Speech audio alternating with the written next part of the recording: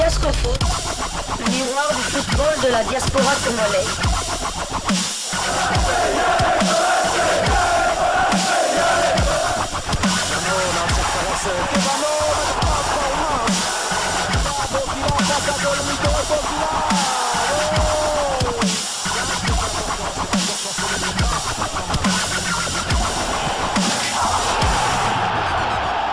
Diasco Foot, le miroir du football de la diaspora congolaise.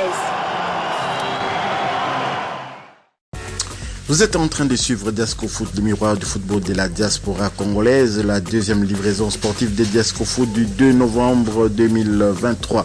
14e journée de Championship, nous sommes en Angleterre. Coventry City a été défait 0-2 par West Bromwich Albion. Grady Diangana a marqué à la 17e minute de jeu son deuxième but dès la saison. Les stats de Diangana sont les suivants, donc 2 buts marqués en 2 matchs consécutifs. Diangana était titulaire, il est sorti à la 81e minute de jeu, en 4e titularisation consécutive pour Grady Diangana. West Bromwich Albion est 5e de Championship, 6 victoires, 5 nuls, 3 défaites, 22 buts marqués, 14 buts encaissés. Grady Diangana avec West Bromwich Albion a les stats suivantes en de jeu: 555 minutes de buts marqués, une passe décisive sur 1465 minutes possibles, 9 matchs joués sur 15 matchs possibles. Le prochain match de West Bromwich Albion en Championship va concerner la 15e journée du championnat. West Bromwich va recevoir Hull City le samedi 4 novembre 2023, 16h de Kinshasa, 17h heure de Lubumbashi.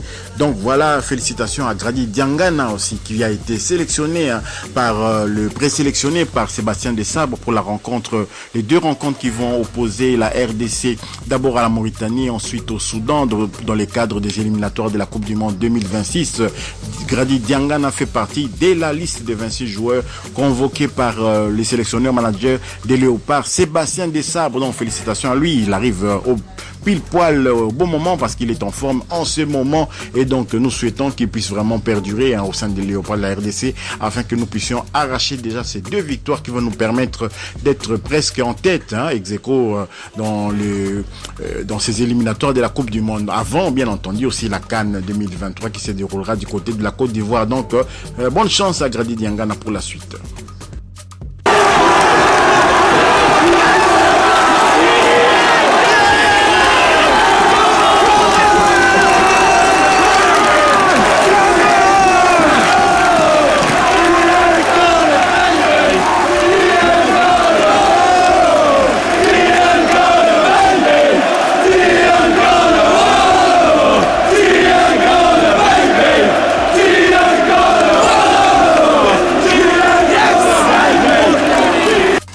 Filons à présent en Belgique pour le compte de la Cofidis Cup, la Coupe de Belgique, donc 2023. Le Standard de Liège s'est imposé 5-0 face au KRC ARLB le mercredi 1er novembre dernier en match de 16e de finale de cette compétition pour l'édition 2023, bien entendu titularisé du côté liégeois. L'international congolais William Balikwisha s'est illustré en inscrivant à la 56e minute de jeu les 2 buts du Standard de Liège qui se qualifie au prochain tour. Notez que le Standard de Liège va connaître son adversaire de 8e de finale aujourd'hui jeudi 2 novembre à l'issue du tirage au sort. Donc félicitations à William Balikwisha, mais malheureusement il n'est pas repris dans la liste de 26 joueurs convoqués par Sébastien Desabre pour la confrontation contre la Mauritanie le 15 novembre prochain et le 21 novembre contre le Soudan du côté de Benghazi en Libye. Donc voilà, William Balikwisha doit se reprendre sérieusement parce que là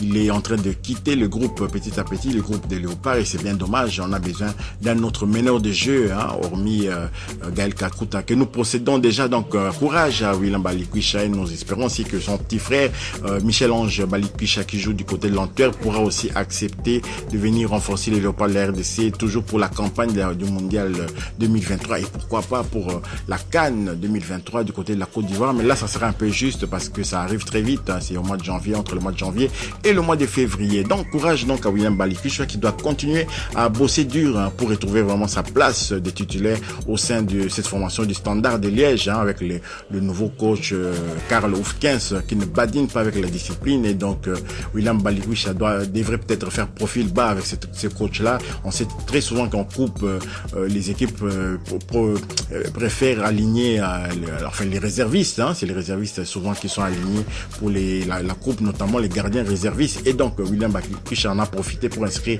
2 buts, espérant qu'il va trouver du crédit dans les yeux du coach Karl Hufkens. Donc voilà, courage à lui.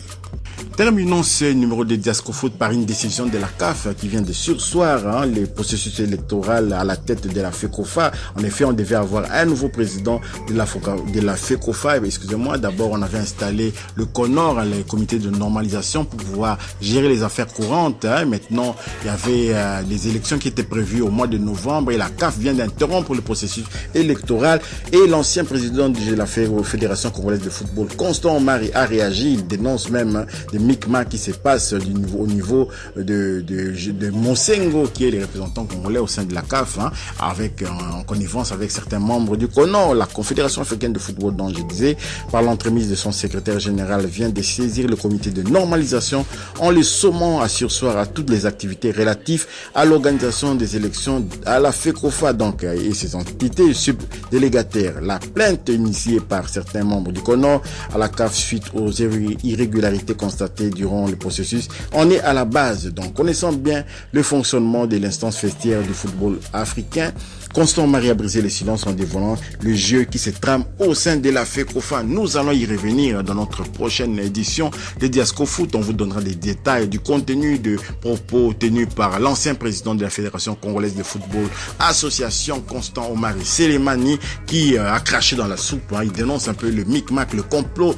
qu'il y a entre certains membres du CONOR, justement, qui voudraient peut-être installer leurs amis à la tête de la Fédération congolaise de football, afin qu'ils puissent installer, je sais pas, une certaine mafia. Vous savez qu'il y a beaucoup d'argent généré par les fédérations actuellement. La FIFA redistribue les gâteaux lorsqu'il y a des bénéfices comme ça enregistrés par la FIFA, et la FIFA redistribue aux fédérations, et certains aimeraient être à la tête de ces fédérations pour pouvoir récolter les pactoles et se partager avec certains amis. Donc installer une certaine mafia régulière quand même, que la FIFA aurait du mal à détecter. Donc voilà un peu ce que Constant Omari est habitué aussi au micmac, à tout de suite déceler, à tout de suite remarquer que voilà, il se prépare quelque chose comme ça en défaveur du football congolais. Mais ça, il aurait dû le faire aussi avant qu'on était en poste, parce qu'avec lui aussi, on a eu beaucoup de micmac au sein de la Fédération congolaise de football association. Donc voilà tout ce qu'on pouvait dire, c'est un peu en bref. Nous allons revenir aussi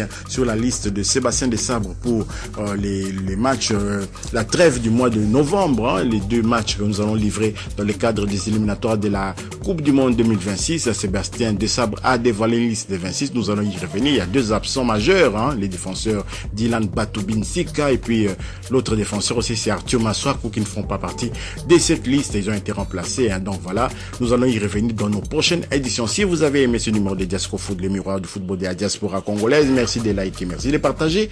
Merci également de vous abonner pour ceux qui ne sont pas abonnés, d'activer la petite cloche de notification. Elle vous permettra de ne pas manquer les prochaines éditions de Diasco Foot, le miroir du football de la diaspora congolaise. Diasco Foot vous dit au revoir.